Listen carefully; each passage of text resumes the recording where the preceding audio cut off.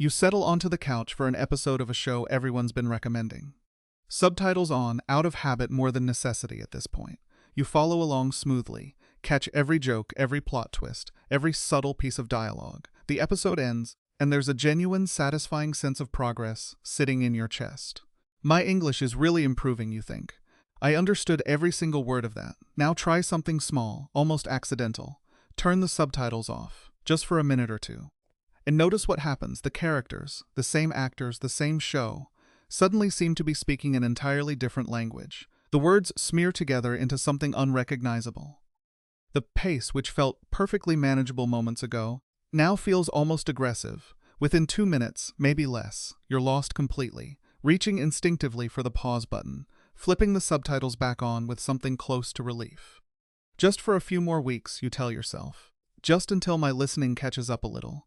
Except those few weeks quietly turn into months. And the months, if you're honest with yourself, sometimes turn into years. And somehow, despite watching hours upon hours of English content, that gap between reading comprehension and listening comprehension never actually closes. There's a name for what's happening here, and understanding it is the first real step toward escaping it.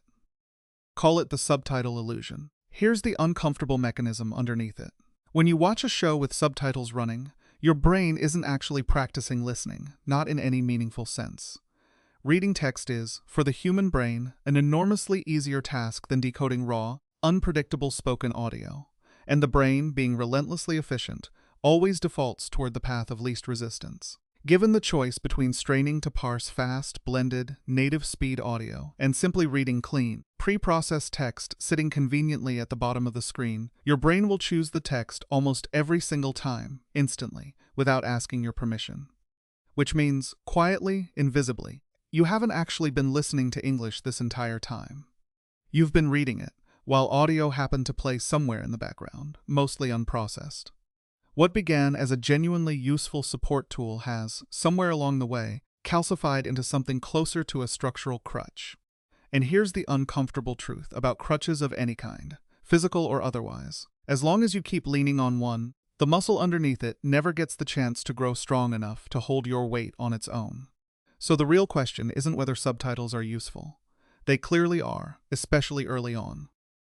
The real question is how you eventually set them down, without your listening comprehension collapsing entirely the moment you do. To answer that, you first need to understand exactly why removing subtitles cold turkey feels so brutal. Human eyes are biologically drawn toward movement and text almost involuntarily. Once words appear on a screen, ignoring them takes real, deliberate effort. Effort most people simply don't have left over after a long day. And if you try to leap directly from full native language subtitles to absolutely nothing, overnight, the drop in comprehension is far too steep for your brain to absorb gracefully. It floods with confusion, grows frustrated almost immediately, and, more often than not, quietly gives up and reaches back for the crutch within minutes. The actual solution isn't a dramatic all-or-nothing leap. It's something far more patient, gradual exposure, slow, deliberate process of shifting reliance away from your eyes and toward your ears, one careful increment at a time. Think about how anyone builds real strength at a gym. Nobody walks in on their very first day and attempts to lift the heaviest barbell in the room. They start with a manageable weight, let the muscle genuinely adapt over days and weeks, and only then, gradually, add more resistance. Your listening comprehension works along exactly the same physiological logic. Scale the textual support downward in careful, measured stages, and you give your brain's auditory processing centers the actual time and space they need to build new pathways, ones based on sound itself rather than borrowed, secondhand text.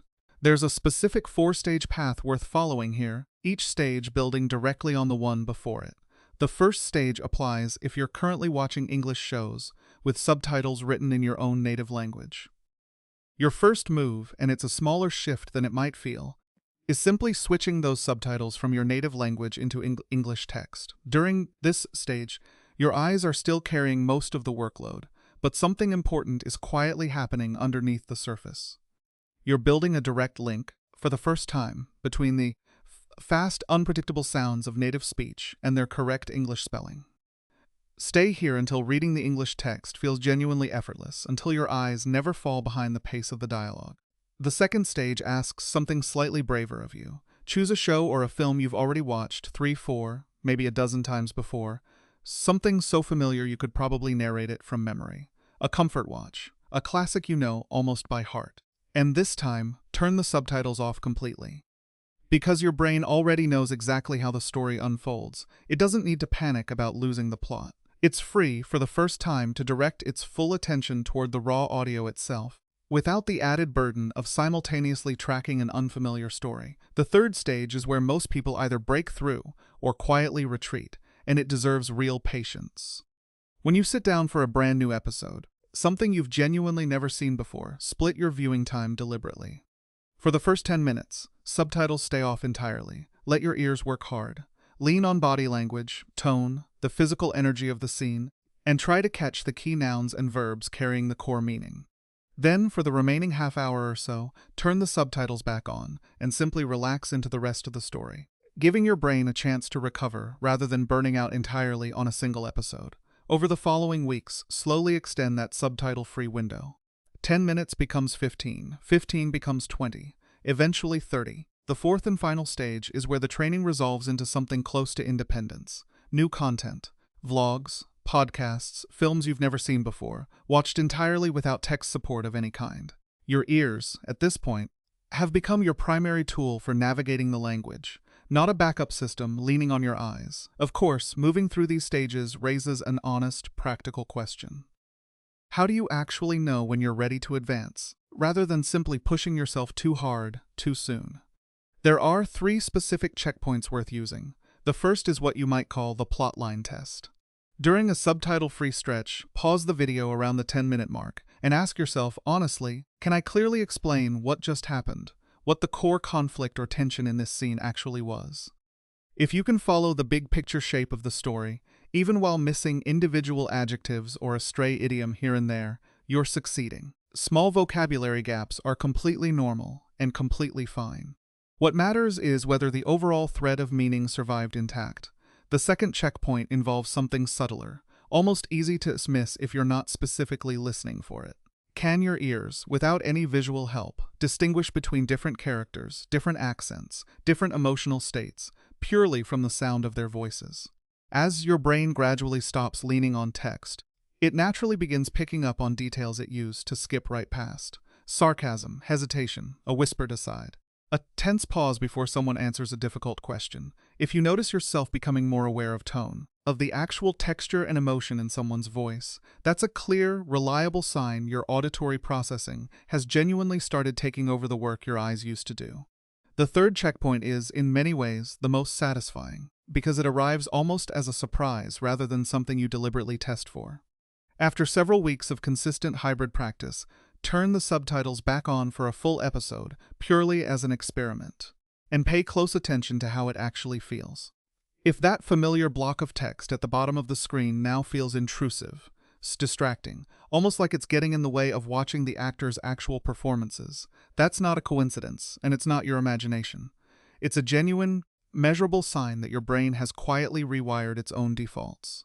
It now processes spoken audio faster and more naturally than it processes the written words describing that same audio. At that point, the crutch, gently and gradually, has already fallen away, whether you consciously notice the exact moment it happened or not.